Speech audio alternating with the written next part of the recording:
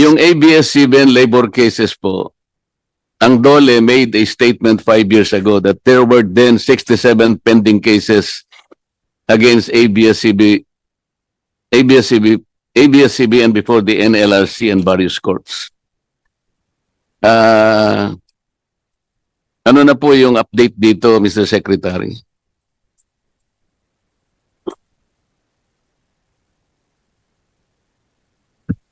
Maraming salamat po, Mr. Chairman. Konting pananalita lang po dun sa dalawang unang punto na binanggit po ng ating kagalang-galang na Senador Marcoleta. Welcome po namin yung inyong panukala na maging simple ang implementasyon ng programa pagsamasamahin kung yan po ay makakatulong para maiwasan po yung mga duplication. Ikala po ko lang sabihin na sa bahagi po ng DOLE dahil ang tupad ay Cash for Work program, closely monitored po namin at meron po kaming pinatutupad na guidelines pero kagaya po ng nabanggit ko kanina sa akin pong pangunang pagsasalita, ina-accept po namin na amin tinatanggap na hindi naman po perpekto ang mga sistema, implementasyon ng DOLE. Subalit, gagaya po ng inyong mga mungkahi, amin mong tinatanggap yan para maging gabay namin. So, on the issue of execution naman po siguro, especially in particular yung sa ABS-CBN, Mr. Chairman, may I request that yung detalye po ay ipagkaloob niyang ating pong chair ng NLRC para po bilang tugon po sa katanungan ng ating pong Senador Marcoleta. Mr. Chair, yung gusto ko lang malaman, yung 67 pending cases against ABS-CBN, mayroon po kayong statement 5 years ago. Gusto ko lang malaman ano pong nangyari doon sa 67 pending cases based on your statement 5 years ago. 5 years ago po, noon po ay 67 cases po ang pending.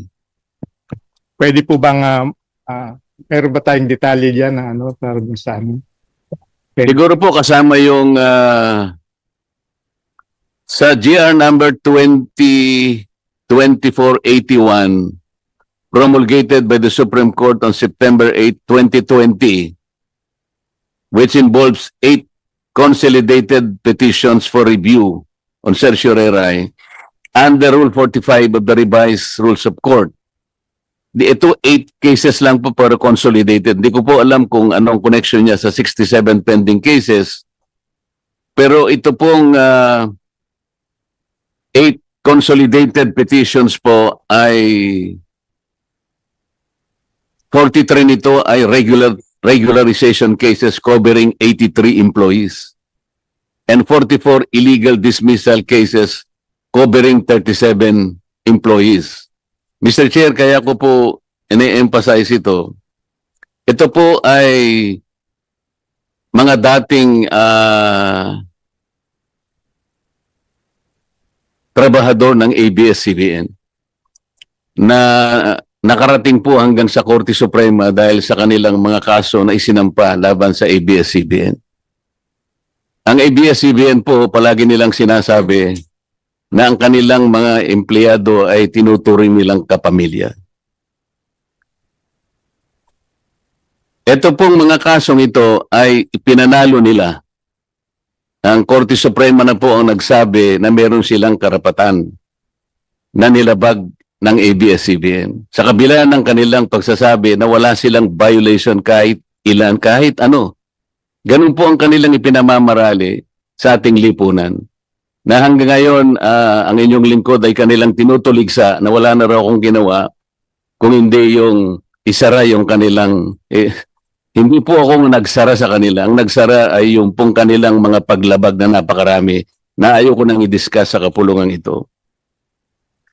Ito po yung ilang bahagi ng desisyon ng Korte Suprema. The employees who were illegally dismissed shall be reinstated to the work pool.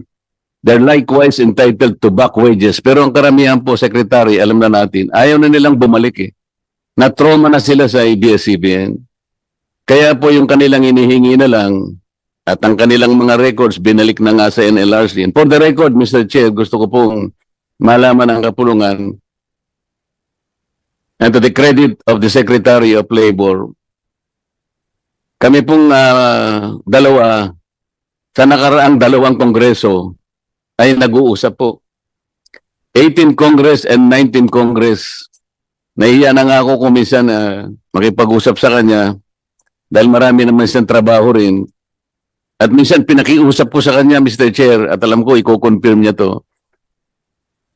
Pwede ba ako, Mr. Secretary, yung mga text messages nitong mga empleyadong ito, pag nare-receive ko, kasi nga, sumasakit na rin ang dibdib ko, pwede bang i-pass on ko na lang sa'yo? Sabi kong gano'n. Pumayag naman po siya, Mr. Chair. At halos araw-araw, alam ko, siguro tinututukan niya rin. Ngunit talagang hindi ko po maintindihan eh. Total, nandito naman ng NLRC. And for the record also, Mr. Chair, siguro 2 beses po na nakaharap ko yung NLRC and bank. Una sa aking opisina sa Congress. Pangalawa, nung nagkaroon na yata tayo ng pagkakataon dito sa Manila Hotel, Madam, dito rin sa isyong ito. ABS-CBN, kung talagang tinututuo nila yung kanilang pagtuturing na ang kanilang mga empleyado ay kapamilya. Saan ka naman nakakita? Nakapamilya mo na nga, nanalo na nga sa korte. Pati ba naman yung pagkukwenta ng dapat mong ibalik sa kanila? Awarded na po ito eh.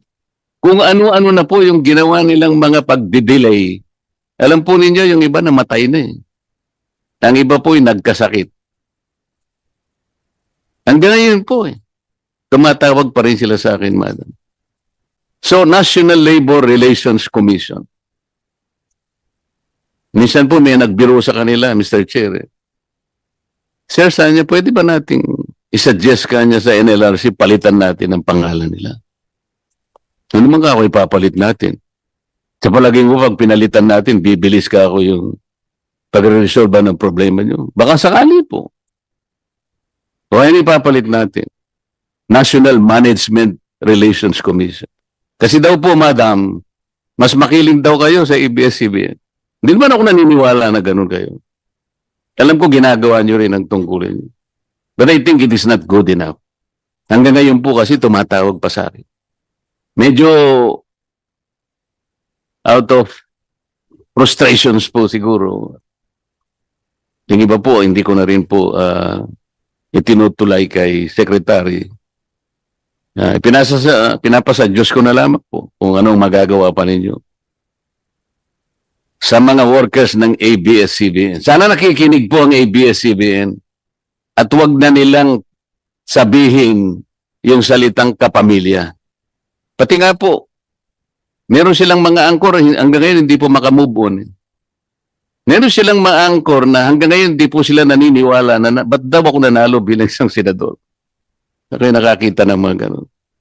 ABS-CBN po ito. Baka may gusto kayo pong isagot, Madam. Magandang umaga. Juan Gatchalian, with the permission of the Secretary of Labor, Sec. Laguesma. Yung pong sinasabi niyo pong totoo po na kahit ako rin po ka-text po ng grupo ng ABS-CBN and ang hinandle po namin base doon sa desisyon ng Supreme Court na bumaba sa amin, we handled 18 cases po ito involving 104 complainants. Sa 18 cases po, 10 doon ay tapos na, close and terminated. Ang complainants po na involved ay 37. Ang na-receive po nilang total award is 100 million. I-qualify po natin. Meron po kasi nagsabi sa akin, yung iba pong natapos na, kahit na binarat po sila, dahil lang kailangan na po nila, dahil nagpapagamot po yung iba. Sa makapid, yung iba pong naayos ninyo, pumayag na lang sila talaga. Halimbawa, yung isa po, 4 million po yung award. Pumayag na siya sa 200 o 250,000. Ganun po yung iba eh. Kaya gusto ko lang pong i-emphasize kung gaano ang ginagawa ng ABS-CBN na paraan para lamang hanggang ngayon ay hindi makuha ng kanyang mga dating kapamilya, dating nagsilbi sa kanila, na ngayon ay nagpapanggap sila na akala mo sila ang tagapagtanggol ng mga Pilipino, lalong-lalo na sa karapatan. Hindi po. Kailangan pong malaman ng buong mamamayang Pilipino kung sino sila. Alisin na yung maskara ng kanilang mga mukha. Yes, ma'am. Please continue. Yun yung sinasabi nyo na meron hong mabababa. In fact, meron mo kaming, sinabi ko nga po, tapos na po ang 10 cases na involving 37. Meron ho kaming 8 na pending. Sa 8 na pending ho, merong award na nasa amin na yung pera, pero ho, ayaw tanggapin ng complainants because they elevated the case sa Court of Appeals. Ito po siguro yung medyo mahaba ang pise na sige, hintayin ko yung kaso, gusto ko makuha yung talagang Siguro sa po, na para ko nang nahihinuha, kaya ayaw, kasi pera na po ito, di ba? Bakit po kaya ayaw nilang tanggapin? Hindi ho siguro sila satisfied sa amount. They're questioning the computation po. Po ninyo yung diferensya ng amount eh. Kayo po siguro, kayo man ang nasa kalagayan nila, baka hindi rin nyo po tanggapin. Ano po? Opo, naintindihan po natin yan. Kaya nga po, yung iba naman po sa 8, I think 5 sa kanila. Kasi sa 8 cases na yon, ang involved po doon ay 77 workers eh. Sa 77 workers po, ang natanggap na ho nila ay 98 million. Pero ho, merong 2 set of complainants na 9 na workers na yung inakyat nga po sa Court of Appeals kasi ayaw nilang tanggapin yung na-award sa kanila. Yun po ang status ngayon. But we have 2 cases na undergoing execution. Ito yung medyo malaki pa, meron pang 45 million. But ang ginawa lang po din ng aming, na-mention po kanina yung mababa yung aming execution. Kasi ho ang aming labor arbiters, ang total ho ng aming arbiters ay 120 plus. Ang sheriff ho namin ay total of, ano lang po 69. Anong ratio po nun? Bale, almost 1:3.